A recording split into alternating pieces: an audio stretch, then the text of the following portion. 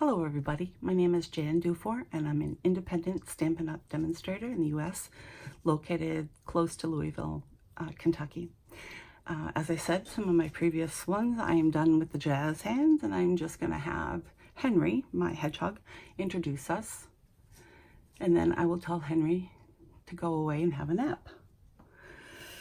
Today we're going to be making the note card that is posted and has been posted. I made a video and the first one I made was in Coastal Cabana and I don't know what happened to that. The second one I did was with this Flirty Flamingo and I had difficulty loading it. I'm still new at video and vlogging, so anyway, I had a personal thing and I couldn't get it done, so I'm redoing it because apparently that video is not friendly to being uploaded. So these are some of the things we're going to be using. We're going to use Free as a Bird, but we're not doing any of that except for the sentiment, Thanks for Being You. It's a very nice set though.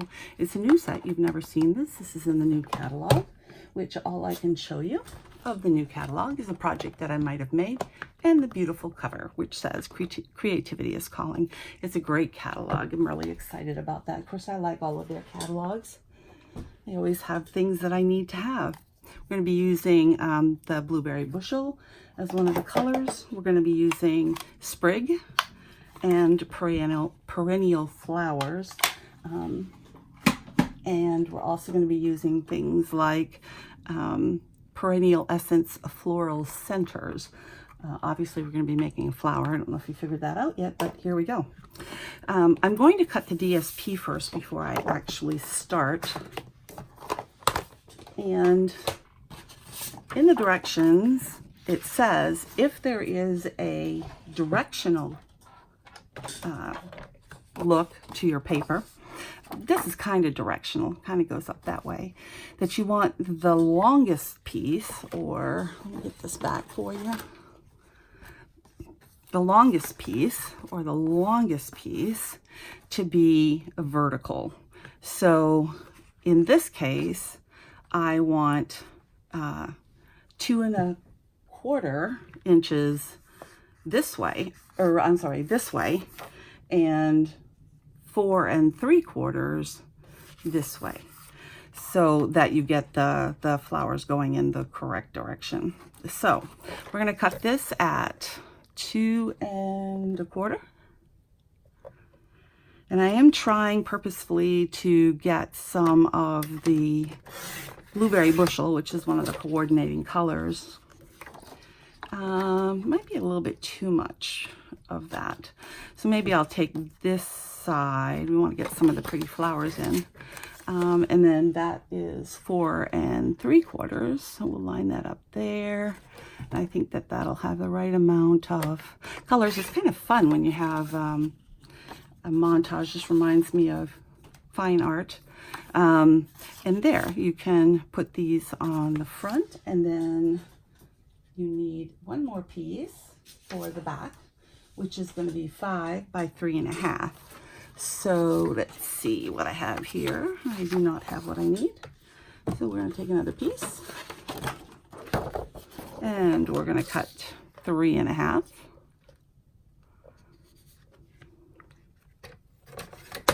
I don't know if you've heard the buzz, but apparently our Stampin' Trimmer is going to be going away. Unable to get the manufacturer to do what we need done, so we are going to be producing something else, and it's a secret, and even I don't know. So we did that, and now we need it by 5, and that'll go over the back, and that'll be so pretty. This is really beautiful paper. We'll put those to the side, and I'll get rid of all of this stuff. So these will be ready to put on our box once we make our box. So let's go ahead and make our box. So we're going to start with, get my instructions so I know what I am doing. That's always good. All right, so we're going to take our Simply Score, which is not going away, thank goodness, because I use it all the time. And we're going to score on the 8.5 inch side at 5/8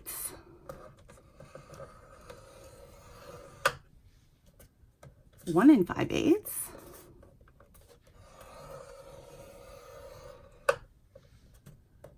6 7/8, and 7 7/8. And then we're going to rotate the cardstock.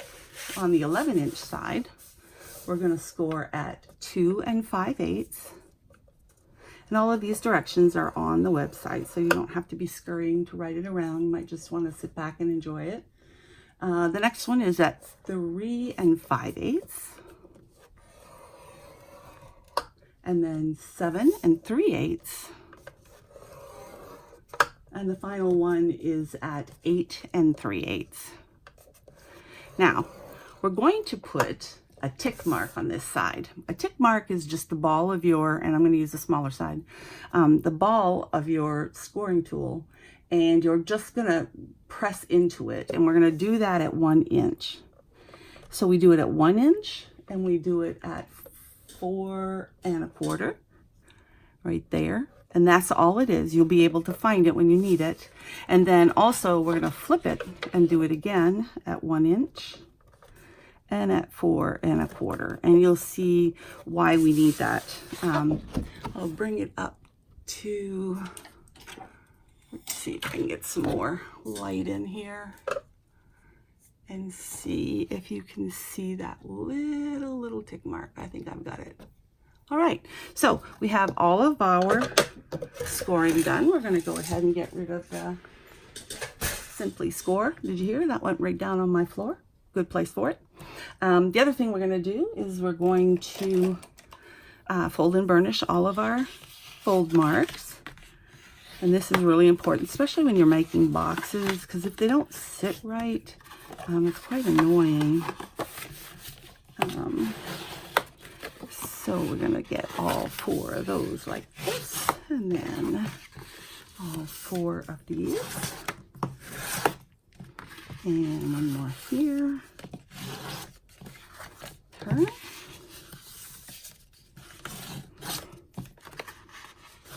All right. So we're going to put the little tick marks, we're going to call this part the top.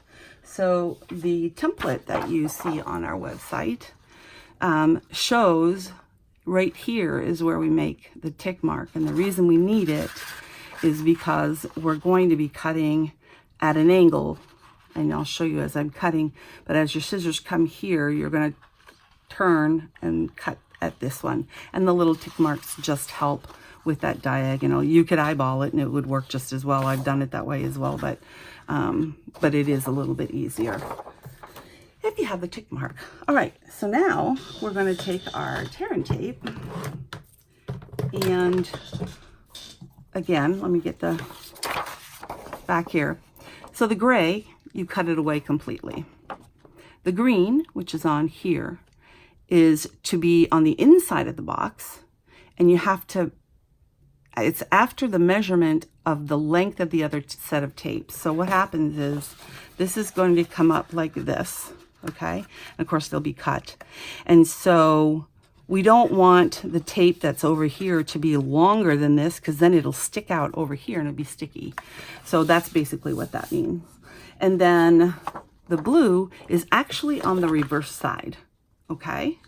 So let's go ahead, put our tear and tape. You'll notice that on this side, we're putting it, like I said, we can't make it, we have to make this the length of this and no more. So first thing I'm going to do is figure out where my tear and tape starts, and I'm going to just turn it sideways and kind of measure. Doesn't have to be perfect.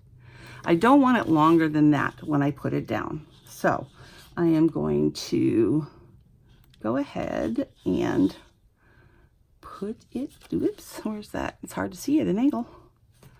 Right here. Oops, no, I'm not. Right here. There we go.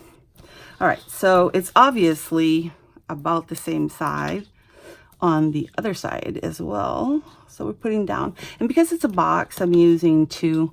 Really, if you put it on the outside, you could probably get away with not having it be that long. I'm just being careful and remeasuring to make sure I did it right the first time.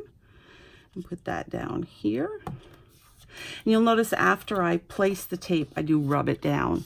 Some people burnish it. I don't really think that's necessary, but it does need to be pressed down because when you go to take up the tape, you put both sides up. And of course you want one side stuck down here. All right, so we've done this section.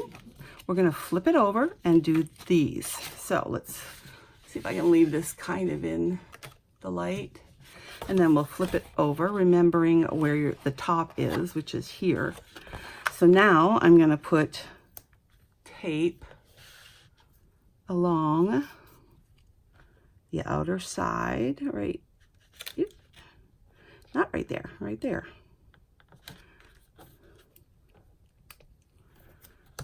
And one right here.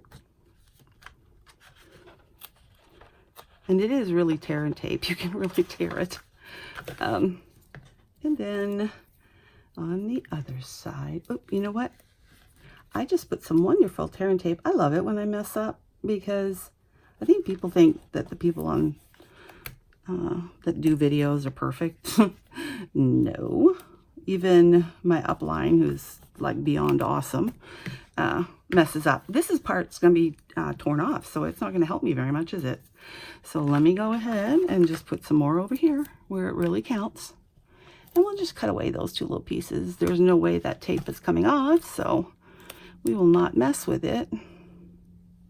I thought they were awful close together, but then when I talk, I don't always pay attention to what I'm saying. All right, so again, we have put it here. Notice we're cutting this section off. We know that we have this stuff on the other side.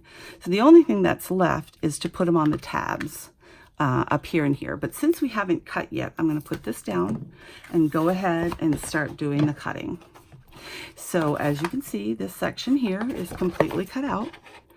So I'm going to go ahead and cut this away. And cut this side away. And actually, I'm going to need my snips. I use the bigger scissors for when I'm cutting longer lengths, but I really do need my Stampin' Up! Scissors for the rest of this. Now this one here, remember that we had the notch, and we're cutting this off.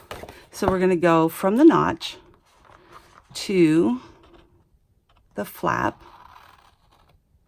and then we're going to cut this part off until we get to the notch. And when we get to the notch, we're going to stop and turn it sideways and go to this corner. You see how that came out? That's what the notches were for. So on this side, again, I think you can see this. Yes, we're going to cut this out completely, which we did. Now this one, we start with the angle. And so we look for the notch on this side. There it is right there. So we are going to cut from here, from the notch, up to the flap, and then straight ahead until we get to the next notch, which is right here. Just making sure that you can see what I'm doing. I do have it in camera. And there we go to the corner. So as you can see, it wasn't absolutely perfect. We didn't draw any lines and make sure that we carried it. But by doing the notches, we're going to have a very even looking edge, and that works out really well. So now we have to cut the flaps. So the first part of the flaps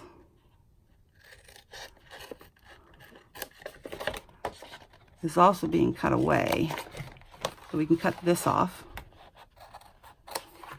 And then you'll notice that we also have very poor grade triangles because I don't know what software other people use, but I was using Excel because that's the only way I knew how to manipulate boxes. But anyway, a little tough to get out what you want. But as you can see, I think you can see that, yeah. So I've cut out notches. That just helps the box be smoother, if you will. It fits together better. So I'm cutting down the tab. I'm cutting this part off Sometimes I cut that off at the same time as this, but sometimes that confuses me. So I just left it this time for later. And then we're notching in, and it doesn't have to be a lot. As a matter of fact, you don't really want it to be a lot. But you do need it to go all the way to the end, Jan. There we go. All right. So we've notched that one. We'll go over here. This one doesn't have a longer tab. It's just the right size. We'll go right to the end. Right to the end. And then we're going to notch and notch. All right. Not everybody notches when they make their boxes. And I don't know. I've seen them done both ways. I prefer to notch. If you decide that you don't like the way you notch and it's not working out for you, then by all means, ignore the notch. That is not an integral part of the box. All right. So now that we have tabs, we can actually put our tear and tape on it. So let me get rid of my garbage. And I'm going to be like Julia Childs, throw it on the floor, but I didn't actually. All right. So we have these. We need tabs done. So we will put, oops, it's better if I do it sideways. We will put one here. And if I can figure out how to speed up the video on this section, I will. But again, I'm kind of new to this.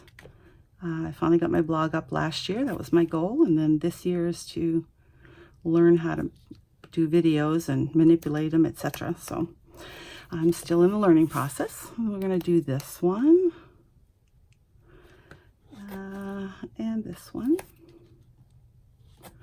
And then we're going to do 2 more and we're done.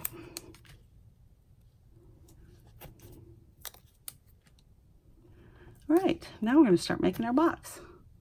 Put the tear and tape away. So remember I told you have to kind of press this all down.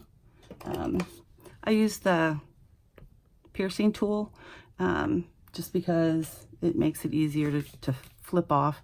The first thing you want, again, figure out where's your top. This is there. So the first thing I want to do is turn this up and attach the edge of the box. And once I have both of those up, then I'm going to bring this around and take off the rest of this tape so it sticks there and sticks there. So let's just do the tabs first. I'll lay it down. See how easy the tape comes off when you do it this way.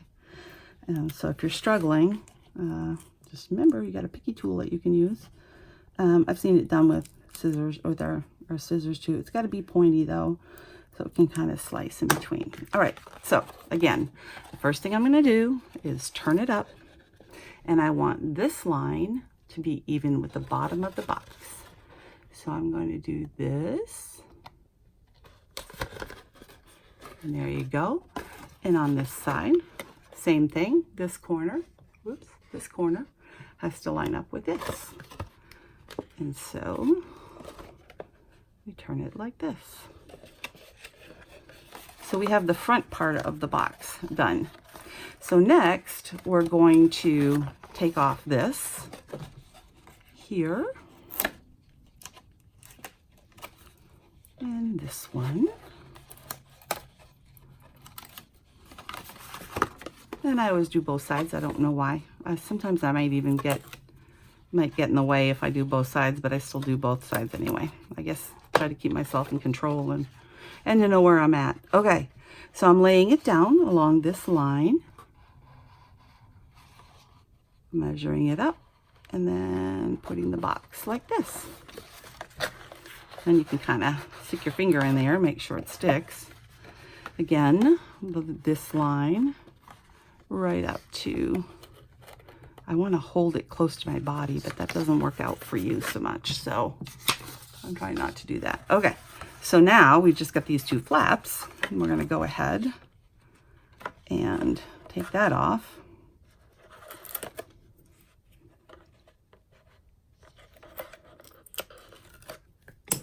And we're going to lay it down. Now remember when we measured for the length? The reason is we didn't want this to have tape on it. And you'll notice mine ends early. It just fits down nicely. And it's not so important that it be exactly the length. You'll notice a little bit shorter here. It's really just to relieve some of the pressure in here. You remember we've got tape in this section. When you stuff this full of cards, it has a little bit of pressure by wrapping this around and taping it separately. Kind of gives it a little bit of extra strength to stay together properly. And then we just fold it over and press it down. Okay, so we get that section done. Man, I'm making a mess. Okay, next one, the top, we're just going to match this edge to this edge, and that will make the top. So let's go ahead and take off, oops.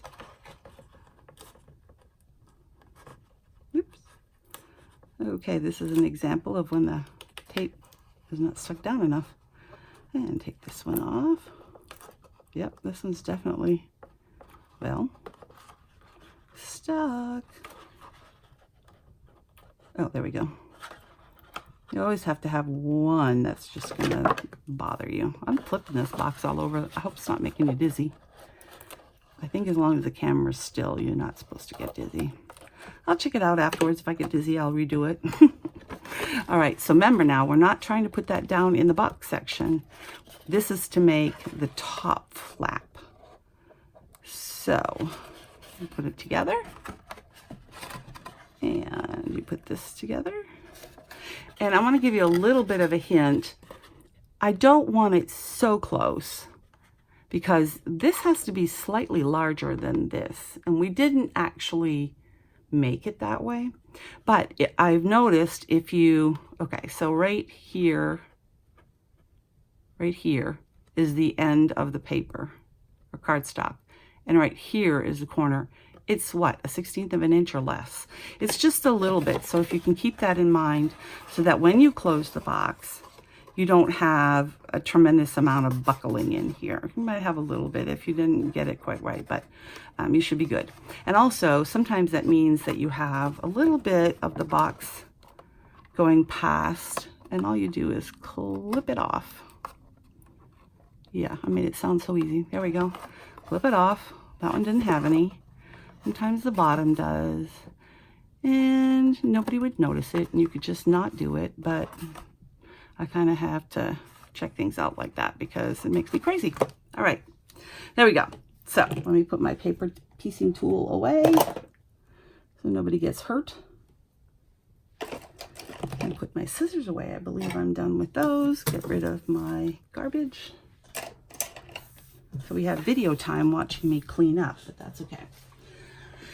All right, so now we're going to put the DSP on. And yes, I could have put it on before when it was all flat, but I don't have any problems putting it on like now. So I'm going to go ahead and lay this down, and I'm going to use our liquid glue, which I love. It doesn't seem like a big bottle, and as many boxes and stuff I make, I think I made 36 boxes for Christmas this year, and I still didn't make it all the way through one of the mono adhesive. So it really does go a long way if you consider that's a pretty tiny stream of glue. So, and we go ahead and put it down. The other advantage is that you have time to move it around if you don't like where it is. So that's always handy dandy. Okay, so one more. We're going to put this on to make sure we get our directional right, since we went to all of that trouble to cut it out that way. And I think I'm slightly out of screen. I am. All I'm doing is putting on glue, so it's like not super exciting.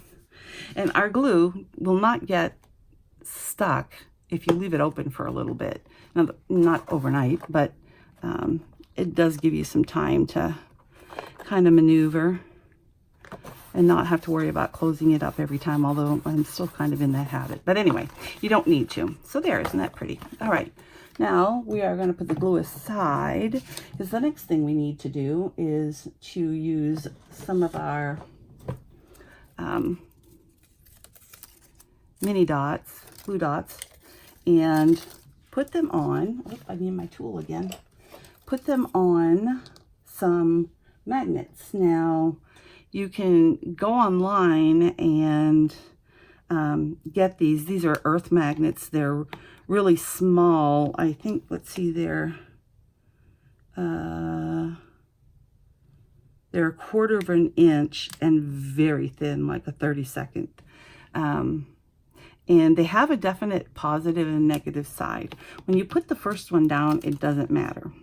And I can tell you, it's probably easier if you go inside, kind of center it. It doesn't have to be perfect. Put it in, let it sit, and then press it. All right, so it's in there.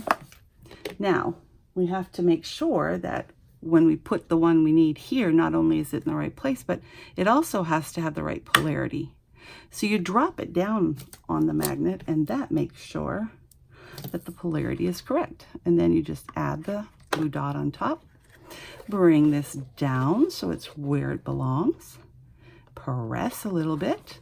Gently open it up, usually, and it did not this time, of course, because I'm filming. And there you go. So you have it on now, because it usually separates fairly easily. Give it a good press, and then you don't have to worry about it anymore. So there's that. Now we have to decorate the front, put the sentiment on, etc. So I'm going to put that off, oops, to the side. I guess we can get rid of this now. We don't need that. I am going to put the blue dots away for a little bit. We're going to play with flowers.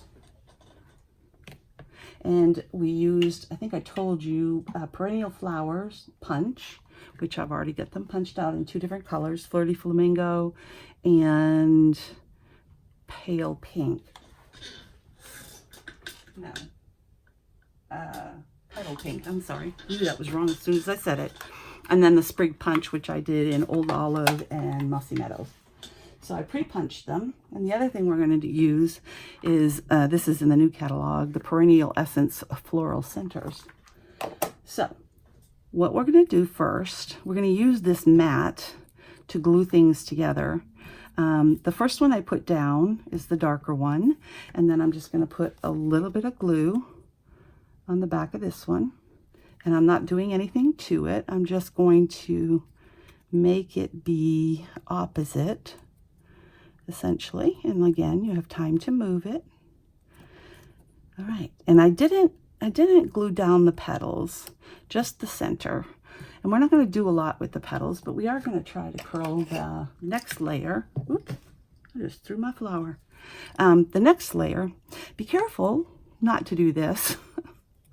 I was doing this and not paying attention, and I went wild and I pulled the petal off. So that obviously doesn't work. See, we make mistakes.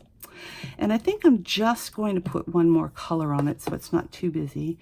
But again, what you're doing is you're softening up the paper and allowing it to curl. It's kind of like when you do ribbon with scissors.